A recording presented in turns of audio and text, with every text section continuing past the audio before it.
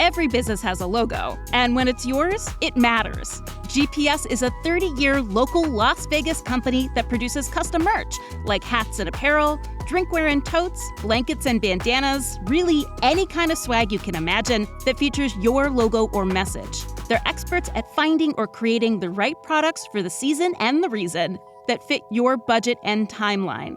Check out the GPS website at gpslasvegas.com, where there's a world of products to promote your brand. This past month, the Biden administration and the Bureau of Land Management released a roadmap to the Western Solar Plan. That's an ambitious project to open up millions of acres of public lands, including 12 million in Nevada, for solar projects. But not everyone is happy. Today on CityCast Las Vegas, I speak with Mason Vale. He's the executive director of the Amargosa Conservancy, and he's got a little shade for the solar farm proposals. It's Wednesday, September 25th. I'm David Figler, and here's what Las Vegas is talking about.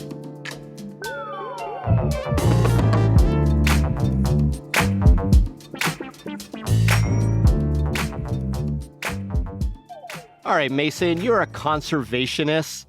What's your beef with solar power? Well, hey, David, thanks for the question. I mean, honestly, I just want to start this conversation by saying this is such an incredibly complex topic, one that I know many people across the West and Nevada care deeply about. I care deeply about it as well. You know, I obviously work full time for a conservation organization here in Nevada.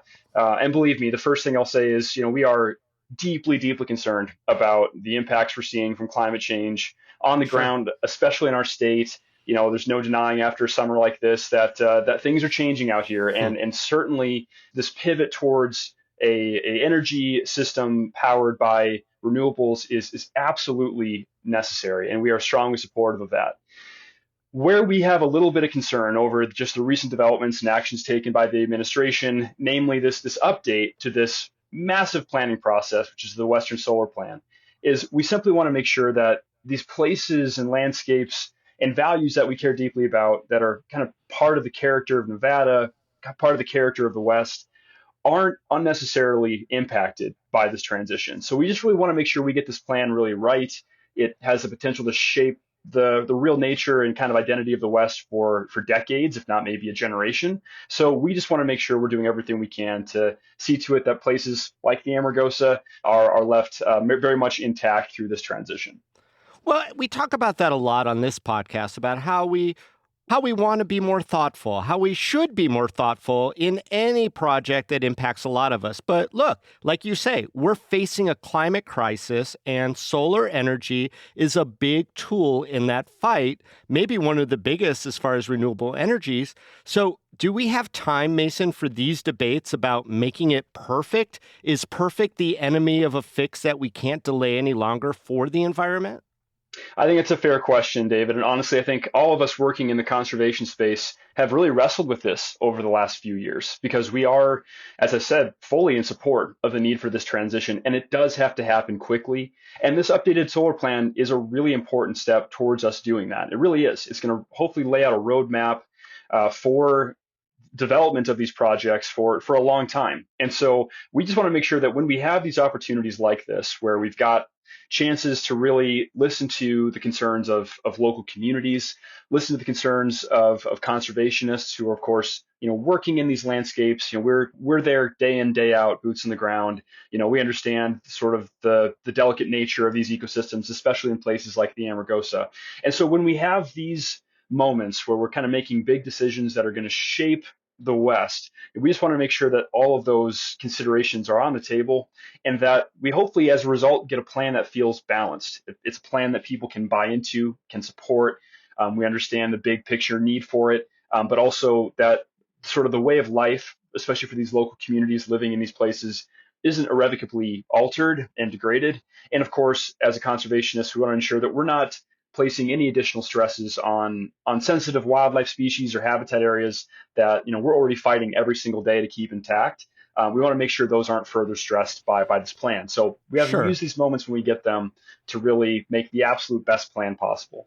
And that all sounds reasonable, but there's all these forces at work. Like you said, it's not simple. But let's give our listeners some context just so we can move forward where everyone kind of knows what we're talking about. Can you describe what the Western Solar Plan is and how it came about? So the Western Solar Plan is an iterative process that's been undertaken by the Bureau of Land Management.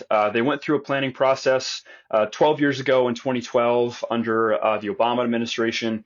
And this plan set out to look at lands managed by the Bureau of Land Management in 6 Western states the first time around, and just kind of assess which areas should be prioritized for solar energy development and which places should be avoided or excluded from that kind of development based on different landscape characteristics, mostly, avoiding major conflicts with important resources, sensitive wildlife, that kind of thing. And so that was undertaken in 2012. So they did do that. They did. Yep. They had a plan and they executed it. And that plan came up with about 285,000 acres in those 6 states that the BLM said these are really ideal for solar energy development. There was good buy-in from many of the local communities. Now, not everyone was happy with it, of course, but it was a start in this process. Unfortunately, there were some issues with that first plan where it didn't quite take into consideration the reality of what it would mean to really build these projects in terms of the infrastructure, especially transmission lines needed to move that energy around on the grid once these projects are built. And so the BLM didn't see as much interest from the solar industry in developing these areas as they had hoped for. Okay. So now the Biden administration over the last 2 years has sought to update that plan, expanded it considerably across 11 states in the West. So, essentially we're talking about the entire kind of American West, west of Colorado Rockies, being involved in this new planning area. And this new plan, recently released just a few weeks ago, lays out the potential for about 31 million acres of the West to be left open for potential solar energy development, and 12 million acres of that would be in Nevada alone. So we're really the epicenter for this potential transition, and it represents an extraordinary potential transformation of our public lands that we probably haven't really seen since the railroad. Do you think that the Biden administration sort of backpedaled or went a different direction from the environmental impact of that initial study? I think it's more of an expansion on the initial study. I think the initial study was in some ways conservative based on what they thought the energy targets needed to be, for one. And so I think that's why we've seen such a big expansion in the total acreage considered. And so if anything, this feels like they're trying to build on that approach. And they have changed some things meaningfully. They've really outlined 21 different criteria through which they're hoping to exclude places from development on the basis of their either cultural or biological value. So there are some new elements in this plan that are designed to better balance it in its approach. However, I think we're still looking at the most recently released plan and feeling like there are still places that need a better balance. And the Amargosa watershed is certainly one of them. Okay. Is it a done deal, or is there time for there to be alterations on where these solar fields are going to be developed? Well, so we are kind of in the late stages here. The BLM has gone through a rigorous review process and solicited and collected public comments on this issue that we've provided. Where we're at right now is the BLM has basically released their final version of that plan. And we now have kind of one opportunity between now and September 30th to issue a protest of that plan if we felt like the BLM was not either sufficient in its analysis of these landscapes, or if they were inconsistent in applying their own rules in terms of where they wanted to see lands left open and which lands were excluded. So right now, a lot of groups are considering that action. I believe a lot of the counties in Nevada are considering the same. And that's really the last shot before the ink fully dries on this plan. Well, that's just a couple of days from now. Is there enough time to make a change? We're using every moment of it as best we can, David. Honestly, it's a massive plan. We've been trying to take our time and really digest and understand this plan and how it was arrived at. And we're really seeking just to point out the most salient areas that we think the BLM could reasonably address in just getting us a better finalized version. I mean, no doubt that the final plan is going to look a lot like this one. I think what we're hoping is that this last window of opportunity is a way to ensure that both the communities in these places and these kind of sensitive habitat areas like we have in the Amargosa are better safeguarded from potential impacts.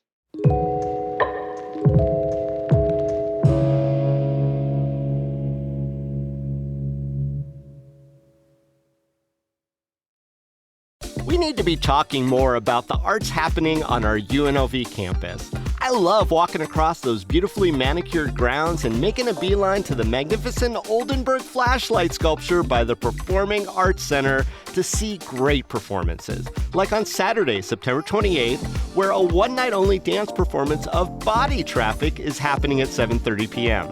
Direct from LA, Body Traffic is brimming with stunning performers, technical mastery, and commitment to the most innovative repertoire created by the most in-demand choreographers. It's a cutting-edge dance company taking the stage with compelling works that embody the energy, sophistication, and sheer joy of dance. This program includes pieces based on the music of Etta James, James Brown, and others.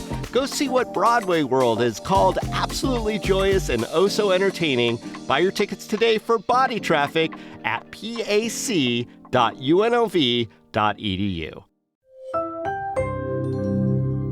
Right now, get scary good deals on select Ring cameras and doorbells. See who's there. Keep your scaredy cats company. Oh, it's okay, sweetie. I'll be home soon. And protect your crypt from the real monsters. Oh, come on. The sign says take one. Save big on select Ring devices right now at ring.com. Well, why are they saying, or why do you think that they chose Western Nevada and specifically Amargosa as the site for the solar fields we're talking about? Well, there were certain criteria that the BLM was really using to kind of make some really broad determinations of which places would be left open for this potential development. And I want to emphasize, just because these lands are left open for that development is not a sure thing that they will be developed. It just simply says that they can be. But one of those really important criterion was accessibility to either existing or pending transmission lines.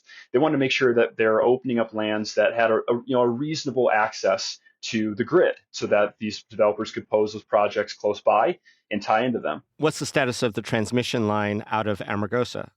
Well, so that is the interesting piece here is the Greenlink West line, which will connect Reno to Las Vegas, was recently approved. That record of decision was issued. So that transmission line construction will start on that, we believe, sometime in the next few months. So that's really the place where a lot of these projects would have the ability to tie into in places like the Amargosa Valley. But I got to ask, Mason, is this maybe just a case of NIMBYism that you just don't want it in your cool, pristine backyard, but it's got to be built somewhere? Well, I think it's a fair question, David, but in our case, we actually believe that there are places, even in places like the Amargosa River watershed, where this is more appropriate, an appropriate use of our public lands. And there are places like these solar energy zones that were identified in the 2012 plan that, those had really strong community buy-in. The communities were at the table, able to shape those places and provide direct support for them. And so those are places where we would love to see that development restricted and prioritized because they've already kind of done the hard work of bringing the communities to the table. So we're willing to kind of look at our watershed and say, hey, there are places here that are appropriate for this use, that we can help contribute to those nationwide goals. At the same time, we just want to make sure that the